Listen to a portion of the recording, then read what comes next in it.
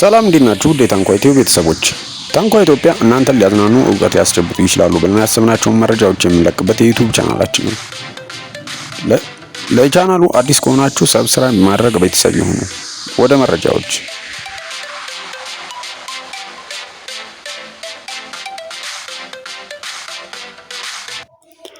ከሰሞኑ በሀገራችን በኢትዮጵያ በሙዚቃው ኢንዱስትሪ ውስጥ አንድ እጅግ አስደናቂ የሆነ አልበም ተለቋል። የአልበሙ ባለቤት አርቲስት ቴዎድሮስ ካሳሁን ወይም ደግሞ በመድረክ ስሙ ቴዲ አፍሮ ሲሆን የዚህን ግለሰብ አጭር የህይወት ታሪክ በዚህ መረጃ እንዳስስላችኋለን።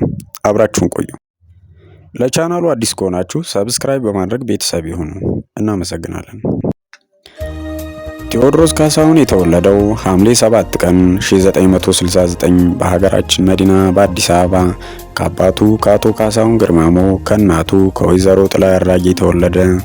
አርቲስት ቴዎድሮስ ካሳሁን እንደ ማንኛውም ኢትዮጵያዊ ትምህርቱን በአካባቢው በሚገኙ የኤሌመንታሪ ትምህርት ቤቶች እስከ 12ኛ ክፍል ድረስ ተምሯል። እናትና አባቱ ለኪነ ጥበብ ቅርበት ስለነበራቸው እርሱም ለኪነ ጥበብ አድልቶ የሙዚቃ ህይወትን ጀመረ። ለመጀመሪያ ጊዜ የሙዚቃ ህይወትን የጀመረው ከአፍሮ ሳውንድ ባንድ ጋር ነበር። ቴዎድሮስ ካሳሁን ቴዲ አፍሮ የሚል የመድረክ ስሙን ያገኘው በዛ ወቅት ነበር። ሙሉ ስሙ ቴዎድሮስ ካሳሁን ሲሆን ከአፍሮ ሳውንድ ባንድ ጋር ከመስራቱ ጋር ተያይዞ ቴዲ አፍሮ የሚለውን ስያሜ ያገኘ። አርቲስት ቴዎድሮስ ካሳሁን የመጀመሪያ አልበሙን አቦጊዳ የተሰኘውን ለኢትዮጵያ ሕዝብ አደረሰ በ1993። ቀጥሎ በ1996 ሌላኛውን አልበም ሌቦ የተሰኘውን ጀባ ብሎናል። ከዚያም በ1997 ያስተሰርያል የሚለውን አልበም ለኢትዮጵያ ሕዝብ አድርሶ ነበር። ይህ አልበም በኢትዮጵያ ፖለቲካዊ ጉዳዮችም ጋር ያተኮሩ ስለነበር እጅግ ከፍተኛ ትኩረትን አግኝቶ ከፍተኛ ተደማጭነትን አገኘ።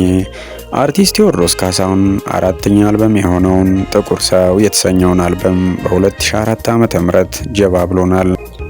ከዚያም በ2009 ዓ.ም ኢትዮጵያ ወደ ፍቅር የተሰኘውን አምስተኛውን አልበም ለኢትዮጵያ ሕዝብ አደረሰ። ይህ አልበም እጅግ የሚገራርሙ ሙዚቃዎችን በውስጡ የያዘ ነበር። በኢትዮጵያ የሙዚቃ ኢንዱስትሪ ታሪክም ከፍተኛው ትኩረትን ያገኘ ሙዚቃ ተብሎ ተቀምጦ ይገኛል።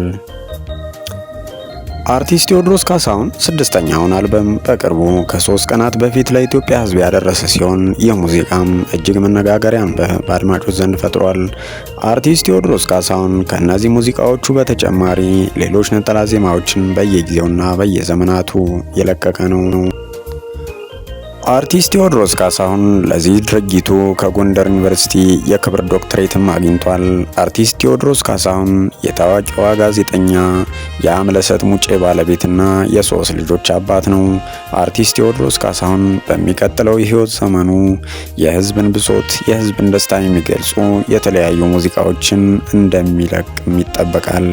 አርቲስት ቴዎድሮስ ካሳሁን የተመለከተው ቪዲዮአችን ይህን ይመስላል። ከተመቻችሁ ሰብስክራይብ አድርጉ፣ ላይክ በማድረግ ቤተሰብ ይሁኑ።